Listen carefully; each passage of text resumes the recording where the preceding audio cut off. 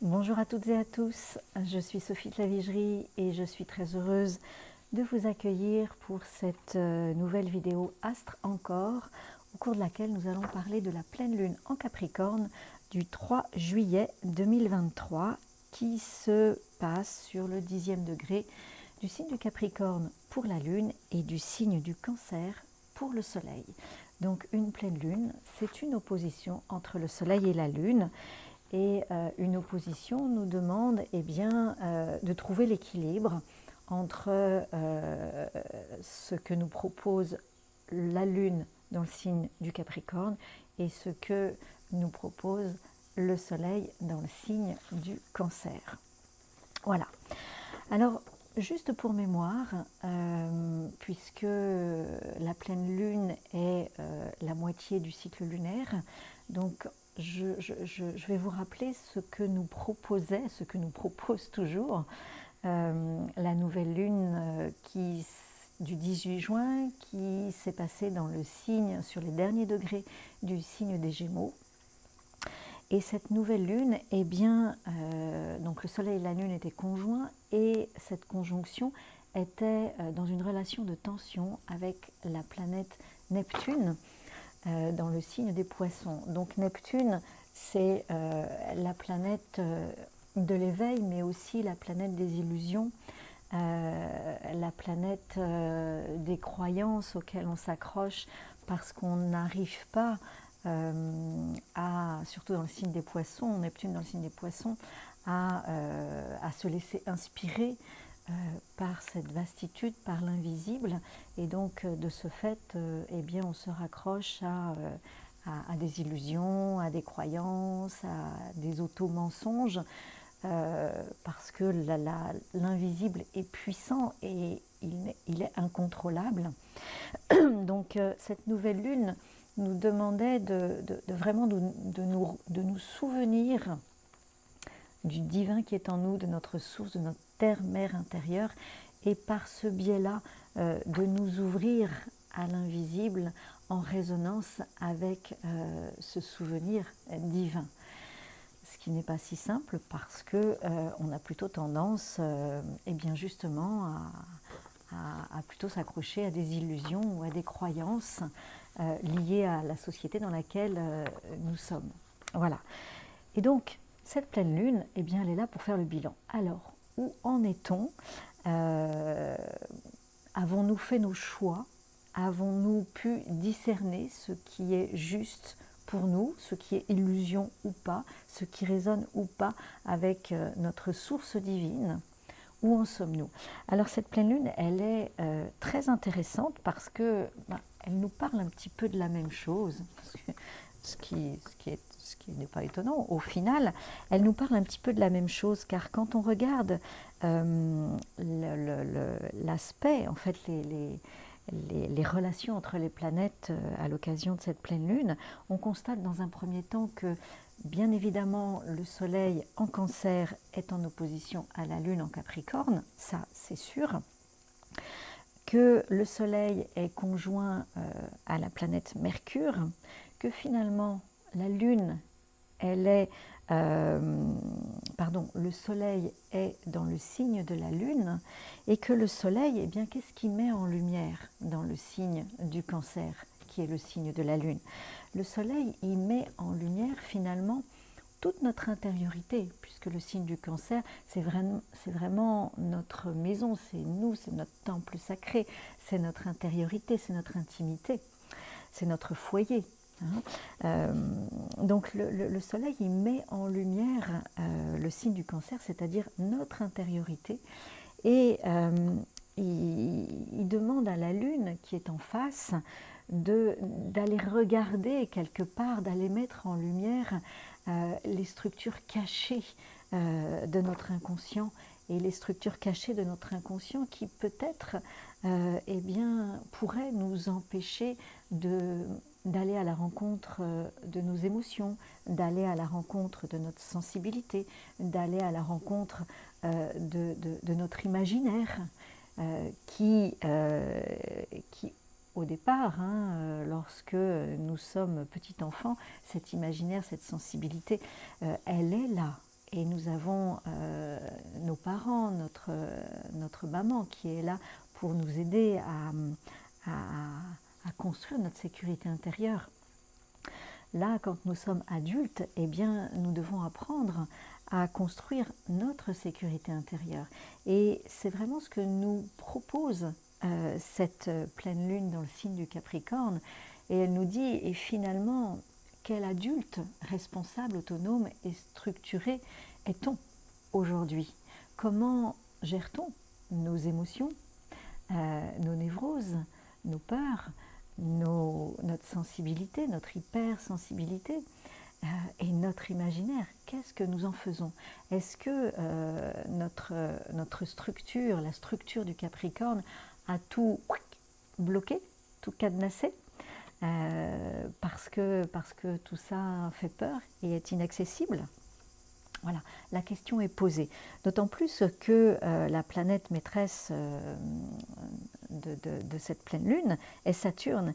Et Saturne eh bien, est dans le signe des poissons. Donc Saturne, dans le signe des poissons, il vient dissoudre aussi des croyances. Enfin, ces croyances viennent se dissoudre dans le signe des poissons ou alors se mettre en réalité, prendre de la densité pour qu'on puisse les voir, ces croyances, ces illusions, pour qu'on puisse les voir et qu'on puisse les dissoudre. Donc on est vraiment dans cette démarche d'intériorité. On est toujours dans cette intériorité, voilà, que nous proposait, en tout cas le 18 juin, la nouvelle lune. Alors, cette pleine lune, en dehors de cet aspect de tension, mais de complémentarité que fait le soleil en opposition avec la lune, cette pleine lune est extrêmement bien aspectée, accompagnée par toutes les planètes lentes qui vraiment accompagnent, nourrissent, préservent, protègent ce travail d'intériorisation pour grandir en autonomie, pour grandir en sécurité intérieure, et cette sécurité intérieure, qu'elle puisse nous permettre de nous verticaliser en adultes autonomes, responsables, structurés, et tout en gardant cette sensibilité à nos émotions, à notre imaginaire. Hein. Donc c'est vraiment une belle pleine lune très très bien accompagnée. Alors il y a vraiment une demande d'évolution, de changement, hein, puisque eh bien le soleil est quand même pardon, le soleil, non pas le soleil, le signe du taureau, dans le signe du taureau, il y a toujours la planète Uranus qui est bien présente, et on va dire sur cette pleine lune, il y a peu d'aspects challengeants, il y a beaucoup d'aspects accompagnants, guidants.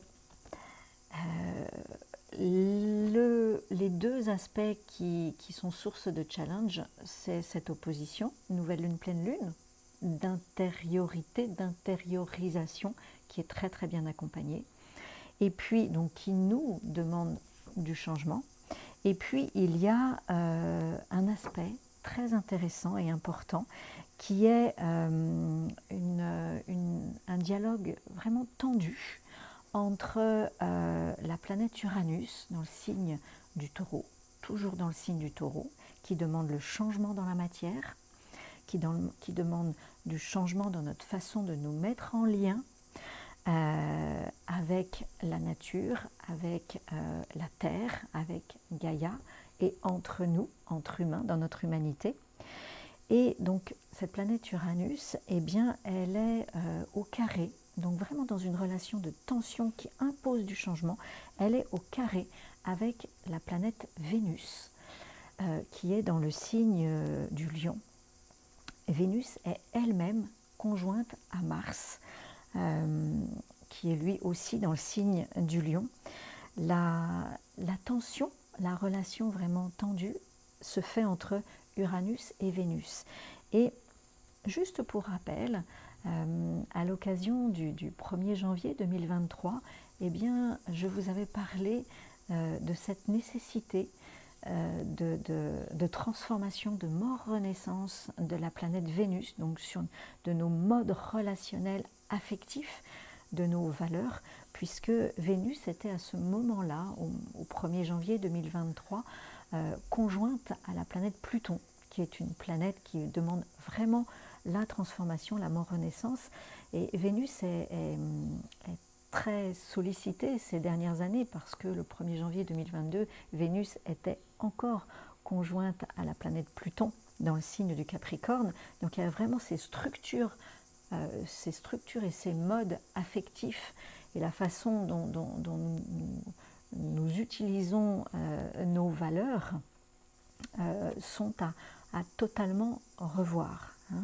Et bien là j'aurais envie de dire 6 mois après, et nous y voilà, Uranus, pour le coup, nous dit à notre Vénus, notre façon de nous mettre en relation, notre façon d'intégrer, de rayonner nos valeurs, de vivre nos valeurs, et bien vraiment Uranus nous dit maintenant, il est temps de changer. Et de changer comment ? Eh bien, Vénus étant dans le signe du Lion, le signe du Lion, c'est un signe qui peut être tout feu, tout flamme, qui peut être très extériorisé, qui demande vraiment de l'attention, de l'attention. Moi, je suis le plus beau, la plus belle, dites-le moi surtout. Donc ça, c'est l'ombre du Lion. Par contre, la lumière du Lion, eh bien, c'est vraiment d'accueillir les prises de conscience qui sont faites dans le signe du Cancer, où se trouve le Soleil à l'occasion de cette pleine lune.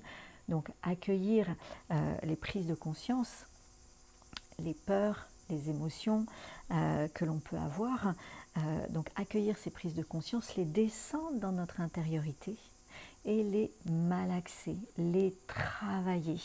Les travailler comment ? Eh bien, en nous retirant, en nous détachant, et en descendant dans notre corporalité et en méditant dessus, en respirant, en méditant et en accueillant justement l'invisible qui vient peut-être frapper à notre porte et nous dire tiens, voilà, ça tu peux l'essayer.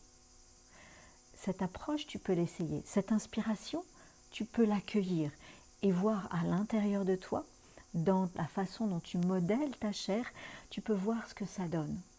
Et à partir de là, eh bien, tu peux transcender tes peurs et dans ton chaudron à l'intérieur de toi. Donc là, le signe du Lion, c'est un signe qui nous demande vraiment de la patience, et de la patience pour vraiment travailler en profondeur les prises de conscience et ouvrir des champs de conscience. Et lorsqu'on ouvre des champs de conscience, eh bien, on accueille la lumière. On accueille la lumière et c'est gagnant pour nous. Parce que quand on accueille de la lumière, on accueille de la vitalité. On accueille du rayonnement. Et ce rayonnement, eh bien, vous voyez bien le soleil, il rayonne, il offre aux autres, il offre à l'humanité. Et bien lorsque nous sommes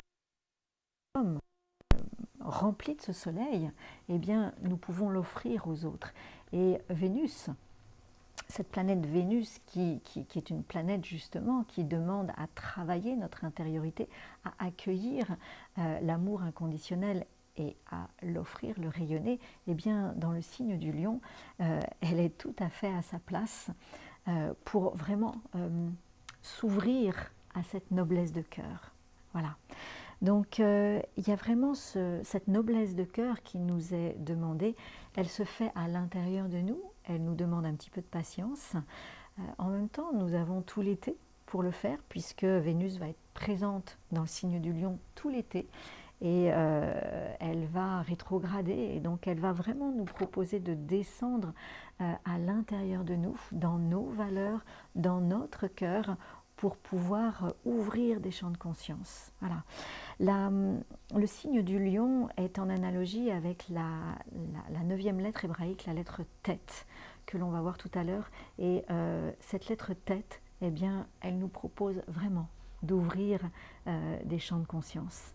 Et le signe du Cancer, dans lequel se trouve le Soleil et la planète Mercure conjointe au Soleil, eh bien, est en analogie avec la 8e lettre hébraïque, la lettre Ret, qui nous propose de nous confronter à nos névroses.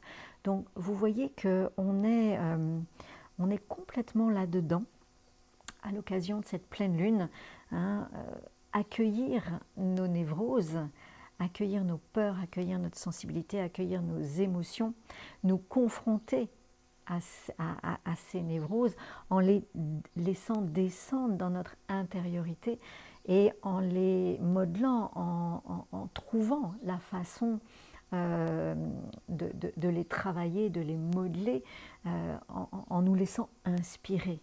Hein. Et cette inspiration, c'est ce qui nous a été proposé, demandé à l'occasion de la nouvelle lune en Gémeaux. Hein. Nous laisser inspirer en résonance avec notre terre-mère intérieure. Rappelez-vous, je vous laisse revisionner la vidéo de la nouvelle lune du 18 juin. C'est vraiment ça. Donc, on est vraiment à mi-chemin. Donc, voyons comment nous allons adapter notre façon de nous détacher pour pouvoir accueillir peut-être des grosses émotions, des grosses tensions qui vont se vivre de façon inopinée, on va dire, à l'occasion de cette pleine lune, car c'est vrai que la planète Uranus en tension avec Mars-Vénus dans le signe du Lion, ça peut faire des étincelles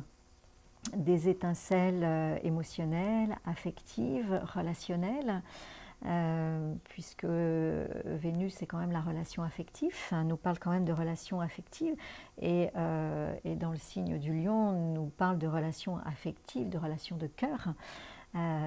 Donc avec Uranus en tension, il peut y avoir des clashs, et ces clashs, justement, seront l'occasion de mettre de la conscience dessus et de les faire descendre dans notre temple sacré pour pouvoir les travailler et ouvrir des champs de conscience et grandir. Voilà. Et c'est vraiment ce que nous propose cette pleine lune dans cet axe Cancer-Capricorne. C'est vraiment nous aider à grandir, passer des émotions du petit enfant à cet adulte structuré qui est capable d'accueillir ses émotions, sa sensibilité et de l'utiliser pour, eh bien, en tant qu'adulte structuré et responsable.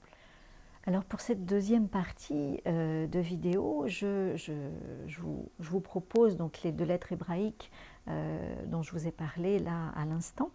Donc effectivement, j'ai choisi la lettre Ret, la 8e lettre de l'alphabet hébraïque, en analogie avec le signe du Cancer. Donc vous voyez que la lettre Ret, elle est fermée, c'est comme une barrière qui nous protège. Le signe du Cancer est un signe très protecteur, comme une mère protège son enfant. Donc cette lettre Ret nous protège de l'extérieur et nous protège à travers ces barrières, et en même temps, si nous ne sautons pas la barrière, nous pouvons être étouffés ou étouffés à l'intérieur de notre enclos. Et donc cette lettre Ret et cette barrière est là pour être sautée. Et cette barrière, elle représente vraiment la barrière de toutes nos névroses, de toutes nos peurs, de toutes nos sensibilités que nous ne voulons pas voir, que nous ne voulons pas accueillir à l'intérieur de nous, parce que ça pourrait être un tsunami. Et donc, eh bien, cette lettre Ret nous demande, nous propose de sauter la barrière de nos émotions, sauter la barrière de nos névroses, afin de mettre de la conscience dessus et de trouver notre place d'humain d'humaine sur Terre, dans cette humanité. Hein. C'est vraiment, la lettre Ret est une lettre qui nous propose de trouver notre place. Quelle est notre place sur Terre? Et c'est en fait en accueillant nos névroses, en mettant de la conscience sur nos névroses, que nous pouvons avancer en tant qu'adultes, devenir adultes. Donc je voulais aussi vous parler de la lettre Tête, voilà, qui est en analogie avec le signe du lion. Donc cette lettre Tête, vous voyez, elle est, elle, fermée en bas et ouverte en haut. Et donc elle nous signifie que tout se passe à l'intérieur, ici, dans notre intériorité. Ces prises de conscience que nous avons eues en sautant la barrière, en nous confrontant à nos névroses, eh bien, nous permettent de descendre à l'intérieur de nous, dans notre intériorité, tout en restant à l'écoute de l'invisible, de nos inspirations. Et ces inspirations vont nous permettre de modeler notre chair à l'intérieur de nous-mêmes. Vous voyez, quand on regarde le signe du lion, eh bien c'est pareil. Hein. Il y a vraiment ce noyau qui est là, en bas, et qui va nous permettre de grandir. Voilà. Donc quand on regarde le glyphe du signe du lion, il y a ce même travail d'intériorité qui nous permet de grandir. Eh bien, dans cette lettre Tête, 9e lettre de l'alphabet hébraïque, c'est la même chose. On est vraiment à l'intérieur, protégé à l'intérieur. Vous voyez, dans cette coque, on est vraiment protégé pour nous laisser le temps de mûrir, de grandir, et tout en étant à l'écoute des inspirations qui viennent de l'invisible et qui vont nous accompagner dans ce mûrissement, dans cette maturité, dans cette transformation. Voilà, donc ça ce sont ces deux lettres. La lettre Ret, en analogie avec le signe du cancer, qui nous aide à accueillir nos névroses, mettre de la conscience sur nos névroses, et la lettre Tête qui nous permet eh bien, vraiment de transformer nos névroses en lumière et de devenir petit à petit, au fil des ans, des années, eh bien, des êtres de lumière, et d'offrir cette lumière aux autres. Voilà, tout simplement. Et ça, c'est vraiment le rôle de notre Vénus qui est en Lion et qui est très très challengée à l'occasion de cette pleine lune, afin qu'elle ouvre cette Vénus, que nous ouvrions notre cœur à notre noblesse et pas à ce que j'appelle le bling-bling ou à vraiment la beauté uniquement de l'extérieur. Hein. Notre beauté, la beauté de notre Vénus, elle est à travailler de l'intérieur. Hein. Et cette beauté, elle se travaille en accueillant eh bien, nos peurs dans nos relations, notre sensibilité dans nos relations, et en nous laissant inspirer, en accueillant cette part créative qui va faire que nous allons pouvoir modeler toute cette prise de conscience à l'intérieur de nous et ouvrir un champ de conscience. Ouvrir un champ de conscience, c'est un gain de lumière, c'est un gain de vitalité. Je vous souhaite une très belle pleine lune et je vous retrouverai avec plaisir pour la prochaine nouvelle lune. À très vite.